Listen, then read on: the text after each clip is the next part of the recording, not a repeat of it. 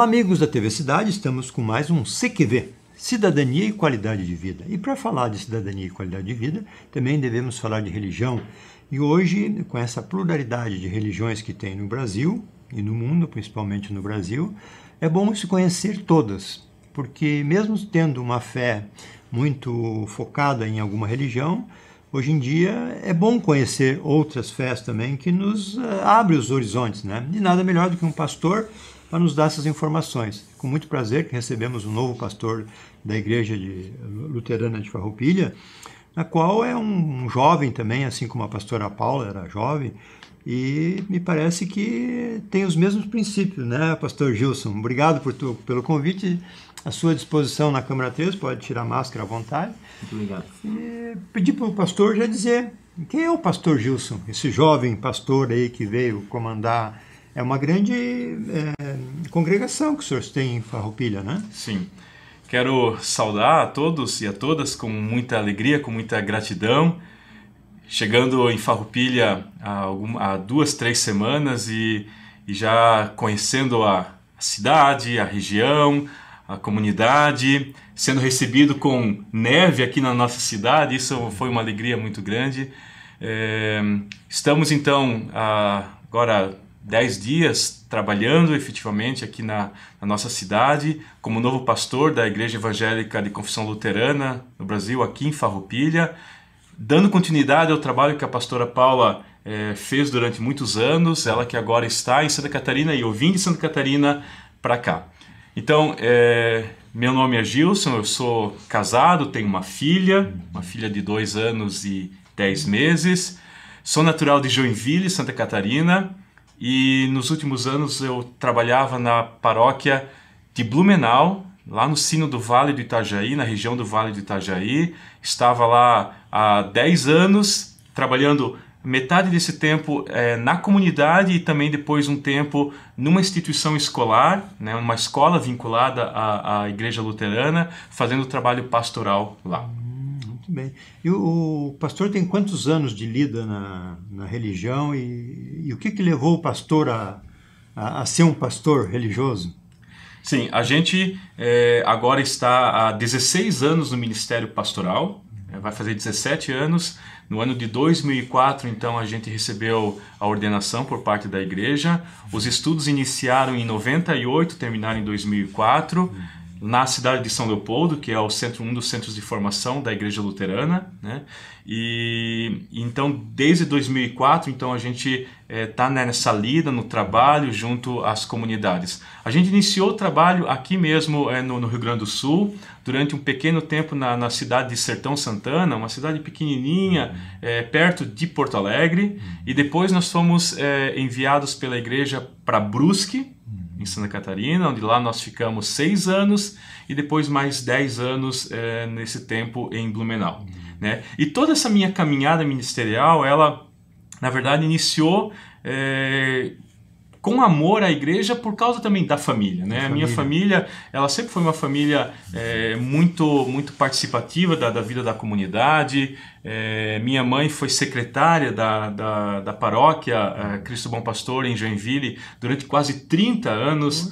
Então eu sempre digo assim que a igreja era a extensão da nossa casa e a nossa casa era uma extensão da igreja. Às vezes as coisas se confundiam porque a gente estava muito lá na igreja, né? Minha mãe no grupo de mulheres, meu pai cantando no coral, ele era eletricista também, então ele ajudava a consertar as coisas na igreja quando estava errado, quando o sino não estava batendo certo, ele ia lá arrumar o relógio. Então a gente tinha essa vida em comunidade, as festas da comunidade, os encontros, então a gente sempre tinha essa vivência lá. E isso fez com que a gente fosse vendo que aquilo lá, eu senti isso, né? Era uma coisa que me fazia muito bem, né? Estar no meio da igreja, né? Mas mesmo assim, eu vou te confessar que logo depois que a gente acabou o ensino médio, a gente não imaginava que a gente poderia trabalhar, né, e servir como pastor da Igreja Luterana. Então eu iniciei uma outra faculdade em Joinville. Durante 1, 2 anos fiz processamento de dados e hoje se fala TI, né, tecnologia de informação. Mas Deus mostrou para mim que não era a área de exatas que eu tinha que seguir, era a área de humanas, né? E eu não estava feliz na minha faculdade de exatas, então fui atrás também de orientação, também com pastores, com amigos, com familiares, e resolvi então fazer um teste vocacional em São Leopoldo para a Faculdade de Teologia. Quando em que idade isso, pastor? Isso eu tinha 21 para 22 anos. Jovem, né? 21 para 22 anos. Eu acabei o ensino médio, então eu fiz um ano e pouco da outra faculdade, e entrei um pouquinho mais tarde do que se entra quando inicia um ensino superior, né? E lá iniciei, então, fiz o teste vocacional, passei, e quando eu entrei lá eu vi que Deus estava colocando um imã em mim, não tinha mais como sair daquilo, era algo apaixonante, e foram então 6 anos de estudos, né, na faculdade, com estágios, né? Eu fiz o estágio em Novo Hamburgo, na comunidade da Ascensão em Novo Hamburgo, e depois do término, né, a gente tem também um tempo de preparação para o ministério, depois do estudo.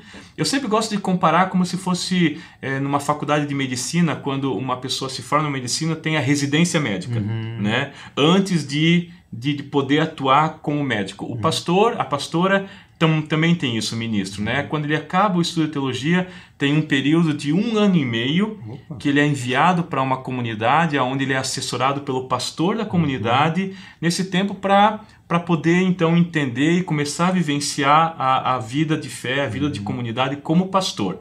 E depois de lá, então, desse tempo, então é feita a ordenação. E aí ele é enviado para o primeiro campo de trabalho. Olha o que aconteceu comigo, né? Uma boa preparação, né? Sim. Porque são praticamente 8 anos quase de preparação, né? É uma preparação. Eu sempre digo assim que a teologia, né? Teologia teologos, é a palavra de Deus. A gente não pode pensar de que a palavra de Deus é algo que pode ser dita sem nenhuma preparação. A gente é uma responsabilidade muito grande poder falar de Deus, né, ensinar sobre Deus. Então, a gente não pode deturpar a palavra de Deus, a gente não pode dizer qualquer coisa. É preciso esse tempo de preparação. Não que isso é só o pré-requisito. A gente precisa também vocação, né? É uma profissão, mas acima de tudo é uma vocação. Então, os estudos, a preparação, a orientação dos professores, depois dos pastores ordenados, até que a gente entre definitivamente numa comunidade, exige esse tempo para que a gente possa também servir com ética, com responsabilidade, com cuidado, sabendo de que não é um trabalho fácil, exige muito comprometimento de vida, de família, de tempo. Então a gente precisa dessa preparação, sim. Porque assim como na igreja ou em outras religiões, o pastor, o mestre sempre é muito procurado para todos os assuntos, né? Desde a família, profissional, enfim, né? Todas as dúvidas, o pastor é muito procurado, né, pastor? Sim, a gente sabe que uma das grandes funções pastorais é o aconselhamento, né?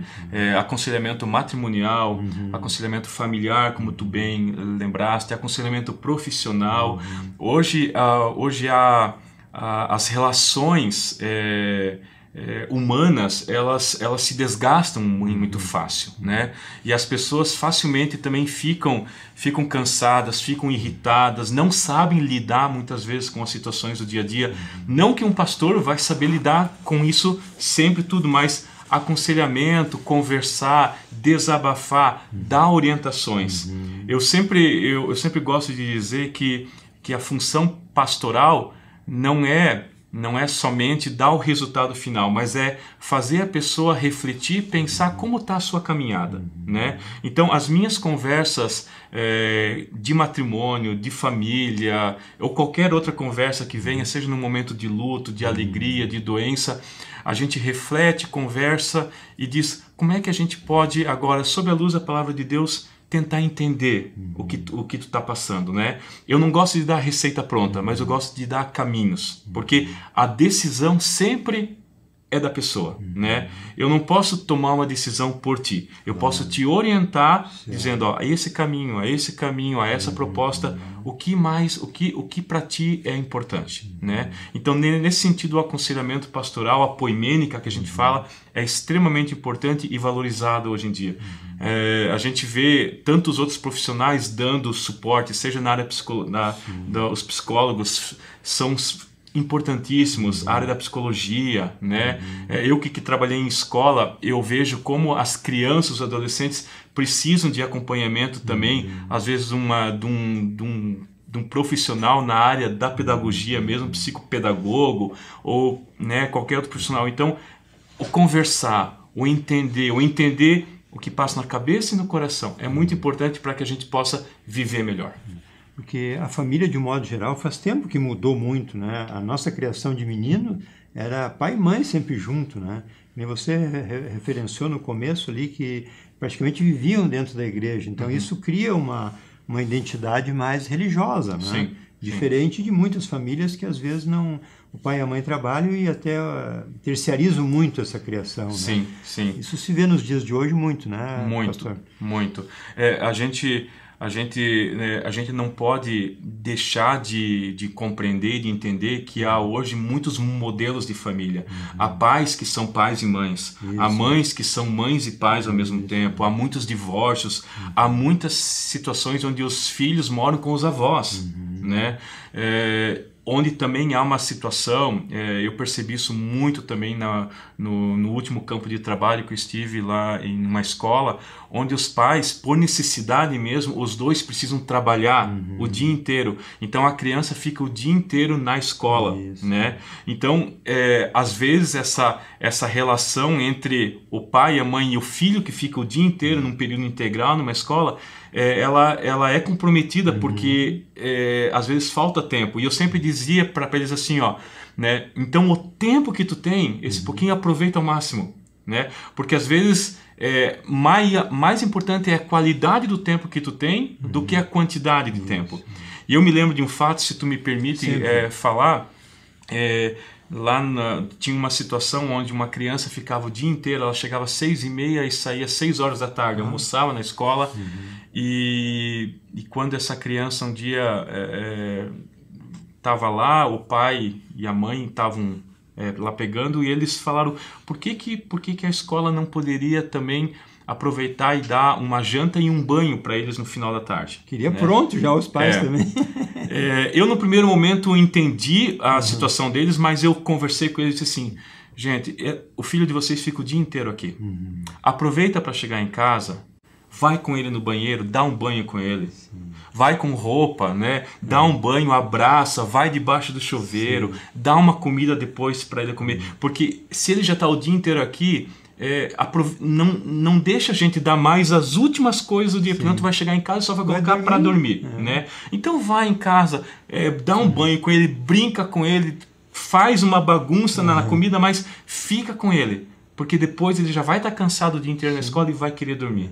Então aproveita. E eles entenderam isso. Olha só. Entenderam isso. Mas a gente precisa mostrar isso muitas vezes para a família, o quanto essa qualidade de tempo é muito importante, né? Agora, por exemplo, eu estava em casa e quando eu disse para minha filha, agora o papai vai lá fazer uma entrevista, né? E a minha filha disse, não papai, não vai, fica comigo. Olha só, né? é um apelo. É um apelo, porque ela ficou agora muito tempo com a gente por causa da pandemia e se acostumou, né? Então ela sente a falta. E eu disse, não, papai vai lá, depois papai vai fazer mais umas coisas, vai trabalhar, mas depois o papai volta para você. Então, é entender de que a gente sai para fazer algumas coisas, mas o pai e a mãe vão estar sempre perto. Sempre vão voltar para poder estar junto, né? Então, esses tipos de relações, esses tipos de aconselhamento, de entender o sentido da vida, o quanto é importante ter a família, ter os filhos, ter a comunidade, ter o teu trabalho e valorizar cada uma dentro da sua vida, não fazendo de uma coisa o principal em conformidade com o outro e deixando o outro de lado, não. aonde tu coloca o peso em cada coisa, né? Tudo é importante. Então, valoriza cada situação que tu tem no teu dia. E as crianças, elas estão muito com um chip muito adiantado. Eu digo sempre que as crianças têm 2 chips hoje em dia, né? Sim. Eu tenho uma de 7, então às vezes a gente cobra ela, mas tu está vendo muita televisão. Aí depois, quando a gente está com o celular que ela vem conversar, diz, larga esse celular. Eles cobram a gente também, né? Eles têm um discernimento que acho que a gente demorou muito para alcançar, né? Os novos tempos, né? Novos tempos, né? A gente que tem crianças pequenas, a minha filha, de vez em quando, ela pegava o meu celular e colocava atrás da porta. Olha só. Quando eu estava com ele, porque ela queria atenção. E a gente começa a perceber que o quanto isso é importante, mas ao mesmo tempo a gente fica assim, puxa vida, será que eu estou dando mais atenção para isso aqui do que para ela? Claro que isso aqui é uma ferramenta de trabalho também, mas de ela levar e colocar atrás da porta e até eu encontrar a primeira vez onde que estava o meu celular, né, demorou. Mas ela queria atenção minha. É isso aí. Né? Então, mesmo que elas estejam num mundo e nasceram num mundo digital, onde tudo vai ser diferente, onde para elas é tudo mais fácil, uma criança principalmente sempre vai mostrar pra gente de que o toque, o olhar, o tá ali, ó, do ladinho é mais importante. A qualidade, né? Que você falou. A qualidade, né? Porque, claro, se tu quiser dar pra ela, ela vai dizer, tá bom, vou ficar. Agora, se tu tirar e dizer assim, ó, o que tu prefere, ficar com isso ou brincar com o papai um pouquinho na cama? Ela certamente vai dizer, brincar contigo na cama. É pra já, né? É pra já. Que coisa, né? É uma gratificação as crianças nos ensinar também, né? Sim. Porque eu sou de uma geração muito mais antiga que a sua, né? E a gente não tinha essa conversa, esse carinho, essa atenção que a gente dá para as crianças hoje, né? E elas exigem muito da gente, Sim. né? É uma coisa muito diferenciada, né? Pastor, com relação assim à igreja luterana, né? Que o senhor chama de confissão luterana, né? Qual é a grande diferença, assim, de que o Martim Lutero, pelo que eu conheço um pouco, ele quis fazer algumas mudanças, a igreja não aceitou, né? E ele fez essa nova realidade aí. Hoje, nos dias de hoje, assim, porque vocês, desde a pastora Paula, que me chamou a atenção, ela já procurou o padre Paulo, já fizeram algumas missas junto e tal, né? Ele indo lá, ela vindo na igreja, né? Quais as grandes mudanças que ocorreram também na luterana, ou ocorrem ainda nos dias de hoje? A gente, eu sempre gosto de enfatizar isso, né, de que a igreja luterana é por natureza ecumênica. Né? O diálogo ecumênico com aquelas igrejas irmãs que confessam Jesus Cristo como Senhor e Salvador, mas também a igreja luterana, ela se empenha pelo diálogo interreligioso, por aqueles que confessam de uma maneira diferente, né? Onde o principal é a gente poder viver nesse mundo de forma harmoniosa, de forma respeitosa, né? E aí dentro do conceito de diálogo ecumênico, né, com os nossos irmãos da igreja católica, da igreja congregacional, metodista, os evangélicos neopentecostais, esse diálogo ele acontece e ele é realmente importante, porque nós somos, a partir do batismo, irmãos e irmãs na fé.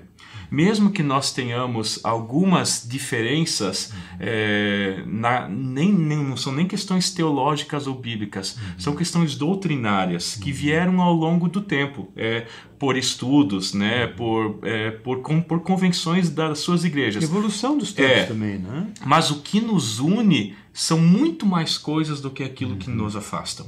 Né?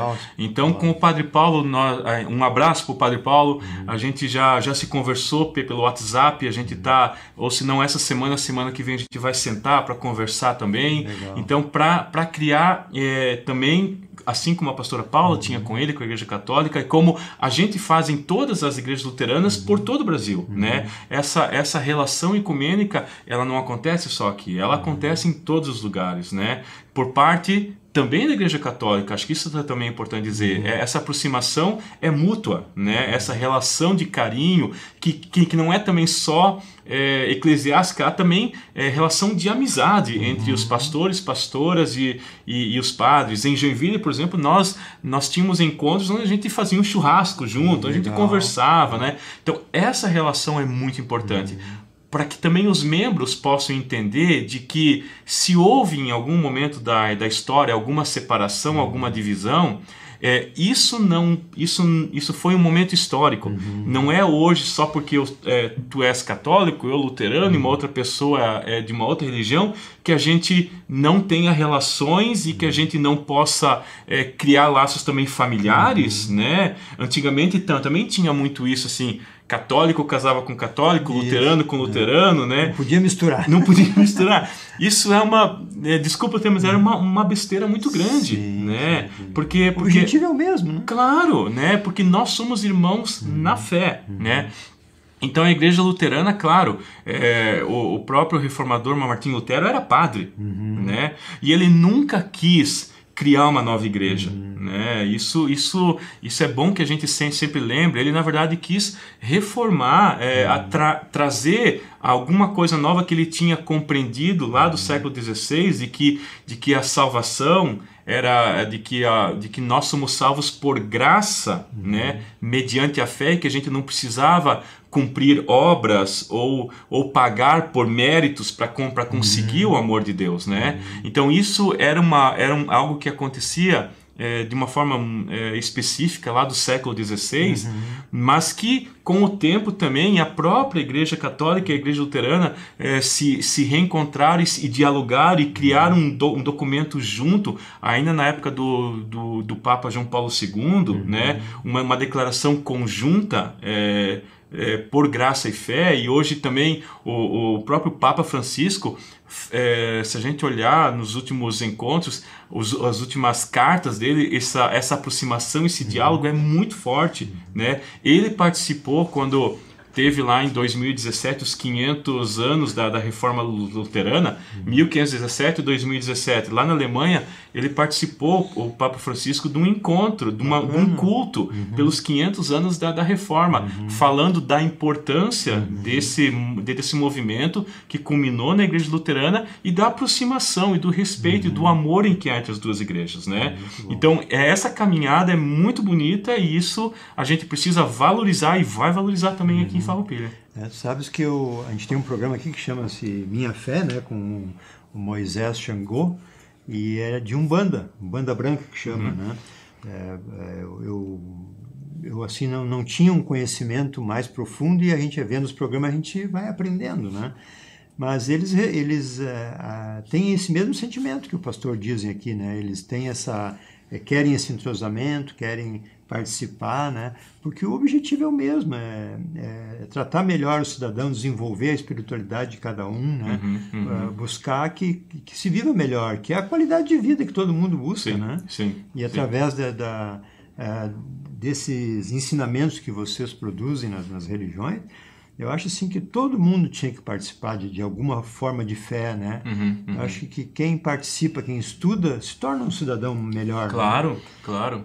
E eu gosto de lembrar de que a religião ou a espiritualidade, ela ajuda muito em todas as outras áreas, né? Quando eu fazia... Aqui eu vou fazer também, mas assim, em conversas com muitos médicos, com muitos pacientes, a gente percebia como a espiritualidade, independente de qual ela seja, ajudava no pré-operatório, durante a operação e no pós-operatório, né? Então, as pessoas com fé, elas também conseguem trabalhar melhor, elas também conseguem lidar com as dificuldades um pouco melhor. Eu falei isso no culto no final de semana, nas relações familiares, quando eu falei isso sobre o Dia dos Pais. Eu disse que a nossa espiritualidade, ela não vai eliminar as dificuldades que a gente tem em família, ela não vai eliminar também as dificuldades que tem no mundo, os desafios, mas ela vai nos ajudar a enfrentá-los de uma maneira melhor, com mais serenidade, com mais paciência, com mais cuidado, né? Até com mais sabedoria, e né? com mais sabedoria, exatamente, né? Então isso tudo agrega, né? Por isso que aquilo que tu falou é muito importante. Todas as pessoas, elas deveriam sim ter a sua vivência espiritual. E mesmo que na pandemia a gente ficou um pouquinho mais afastado, assistindo missas e cultos de forma online, como eu falei antes para ti, ainda em off, né?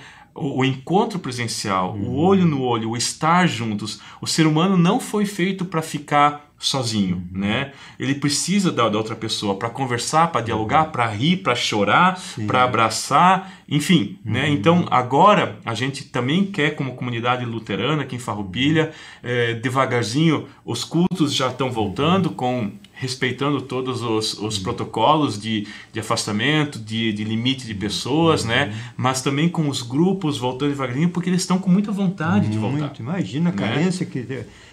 tanto que a depressão foi um dos maiores problemas depois do Covid, né? Exato. Por quê? Porque as pessoas se sentiram isoladas, abandonadas, né? Sem ter esse contato. Principalmente dos mais idosos, exatamente, né? Que eram os mais fragilizados agora, sim, né? Sim, os grupos, e em todas as comunidades, os grupos de idosos são sempre muito fortes, né? Vem muitos idosos para participar, então...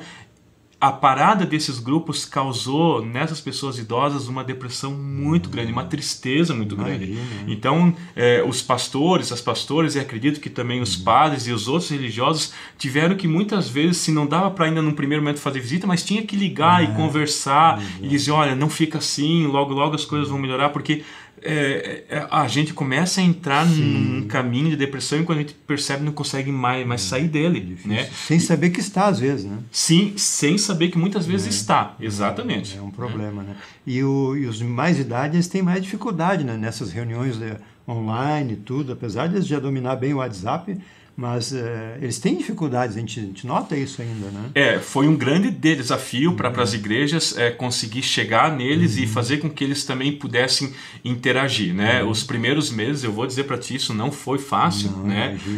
Porque nem todos, e quando a gente fala também em comunidades, nem todas as pessoas têm acesso também, às vezes, a uma internet boa que possa ter uma reunião ou alguma coisa assim, ou um encontro, ou sabem lidar muitas vezes com aquilo, porque quando tu tem um neto, um filho ali próximo, ele pode até te ajudar ainda um pouquinho, né? Mas se tu tá morando sozinho, como é que tu vai fazer? Né? E o medo de ter o contato, né? Que isso também afastou bastante, né? Exatamente. E por segurança também, né? Lógico, né?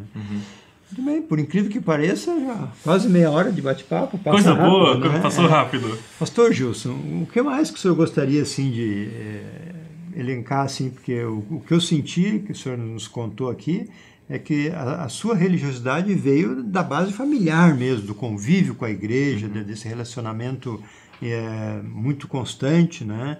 Mas a sua região, onde também era bastante luterana, ou como é que o senhor vê isso? A minha comunidade de origem em Joinville é uma comunidade, é uma cidade que foi fundada por imigrantes alemães, né? Então, os primeiros imigrantes que chegaram em Joinville, assim como chegaram em São Leopoldo, como chegaram em Nova Petrópolis, foram imigrantes alemães luteranos, né? Então, a comunidade luterana lá em Joinville é muito forte. Agora eu não posso te dizer o número de membros, porque como eu já saí de lá faz tempo, mas há muitas paróquias, há muitas comunidades, e a minha comunidade sim, era muito forte, né? E além da minha vivência familiar, o meu grupo de jovens foi algo muito importante lá para mim, né? Um grupo de jovens forte, atuante na cidade. Eu me lembro de momentos assim muito importantes de encontros de vocação e profissão, ou até momentos de lazer, de esportes, de integração, ou de trabalho voluntário. Nós íamos em hospitais para fazer limpeza, para cantar, porque lá naquela época tinha um asilo que era filantrópico e era difícil ter os cuidados, então a gente ia como grupo de juventude lá, carpinava, me lembro com enxada, carpinando ao redor, as meninas limpando dentro, os banheiros, os quartos, e depois nós cantávamos. Então tudo isso foi algo muito importante para mim. Uma base então, bem sólida. Bem sólida. E o grupo da juventude realmente, porque daí depois, além de participante, eu comecei a participar da diretoria, fui presidente do grupo de jovens. Olha só. Então isso tudo, claro, né, formou uma liderança, né, e que depois se transformou numa liderança pastoral, né, e isso com certeza, quando tu falaste antes sobre a família, né, a importância de ter uma espiritualidade, eu também quero dizer a vocês que estão ouvindo, independente são luteranos, católicos ou de outra religião, mas assim, façam essa participação na comunidade junto com a família. Não deixem o filho em casa, a filha em casa, mesmo que às vezes ele diga assim, eu não quero ir, né? Também não o obrigue. Mostre para ele como isso é importante para que ele entenda que a religião, a religiosidade agrega. Ela vai te fazer ser uma pessoa melhor, junto com os estudos na escola, junto com o lazer no parque, junto com a ida no shopping, junto com as férias na praia. A igreja faz parte, a espiritualidade, a religião faz parte do nosso ser. E quando a gente vive isso, a gente vai entender de que tudo se torna mais harmonioso e vai conseguir também encaixar as peças com mais facilidade. E a pessoa entende e se sente muito melhor, né? Sim. Eu sou rotariano também, e o lema do Rotary é dar de si sem pensar em si. Certo. Né? Que quem ajuda, normalmente não precisa de ajuda, porque ele já está ajudando, né? Se ele está em condições de ajudar, ele não precisa de ajuda, né? E o travesseiro de noite é muito importante, sim. Né? Sim. Faz um bem, né? Sim. Uma das coisas que a gente lembra, e eu gosto também de falar isso adiante, de que não há dinheiro, não há nada maior de sucesso do que a gente poder dormir à noite com a cabeça tranquila, sabendo que tu fez o certo, o correto, o ético, não puxou o tapete de ninguém, sabe? Viveu de forma honesta, né? Isso é a melhor coisa, né? Daí todas as outras coisas, como diz a Bíblia, vos serão acrescentadas, sabe? Tu ser uma pessoa honesta, correta, ética, a partir dos ensinamentos de Cristo, também colocando isso no teu trabalho, dorme a noite sossegado e tudo vai acontecer bem, né? E o dia vai ser sempre melhor, né? Sempre melhor, sempre melhor. Muito bem, pastor Gilson Ricardo, sobrenome? Hafner. Hafner. Se tu me permite ainda, eu queria tudo que você eu queria só ainda lembrar que, chegando em Farroupilha agora, estava conversando antes contigo, nós vamos ter, ano que vem, aqui no nosso templo da comunidade, uma data muito especial, né? Esse templo pequenininho ali, que fica no centro da cidade, vai completar 100 anos, é o centenário, em maio do ano que vem. Então a gente também quer, como comunidade luterana, lembrar dessa data, né?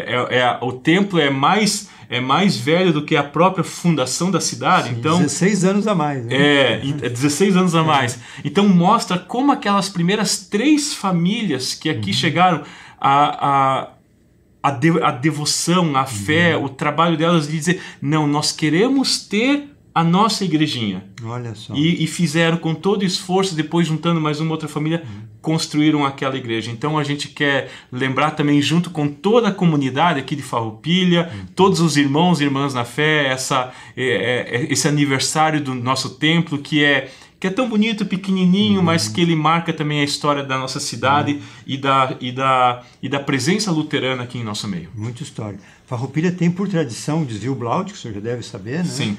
Que é praticamente uma origem alemã ali, né? É verdade. E inclusive vinha alemães de fora, né? Para veranear aqui no Blaut, né? Então, os alemães têm uma força bem grande em Farroupilha ainda, apesar de ser majoritariamente italiano, né? Sim, sim. A Farroupilha é uma cidade de imigração, né? Sim. Europeia, italiana, sim, na sua grande maioria, alemã, mas como a gente estava conversando antes também, hoje também, no mundo globalizado que a gente tem, graças a Deus, tem pessoas de todos os lugares, sim, né? E tendo relações bonitas, e eu acho que isso também é sempre salutar, e isso, sim, só agrega também na nossa comunhão de irmãos e irmãs. Com certeza. Muito bem, pastor Gilson Ricardo Hafner. Hafner, um sobrenome. Falou muito bem. Muito bom. Agradecemos mais uma vez, a TV está à sua disposição, nós estamos há 13 anos na cidade, né? O pessoal já tem o hábito de assistir o canal 14. Nós temos o YouTube, o Face, o Instagram, que essa conversa que nós estamos tendo aqui vai estar em todos esses meios, né? O próprio aplicativo também no celular dá para acompanhar os vídeos, né? Eu tenho certeza que foi um bate-papo bem ilustrativo, muito agradável, e a TV se coloca à sua disposição para quando quiser vir novamente aqui, estamos portas abertas para o pastor. Eu quero agradecer o carinho, a acolhida de todos vocês, e desejar então a toda a comunidade de Farroupilha, região, Também Bento Gonçalves e Veranópolis, que a paróquia de Farroupilha também atende, né, pastoralmente. Desejar a todos e a todas uma bênção muito especial, que Deus cuide de vocês, que Deus guarde e oriente vocês nesse tempo de pandemia, ainda com cuidados, né? Tenham cuidado para que a gente possa logo de novo em nossas comunidades se encontrar. Que Deus abençoe a todos e a todas. Muito obrigado. Seja bem-vindo.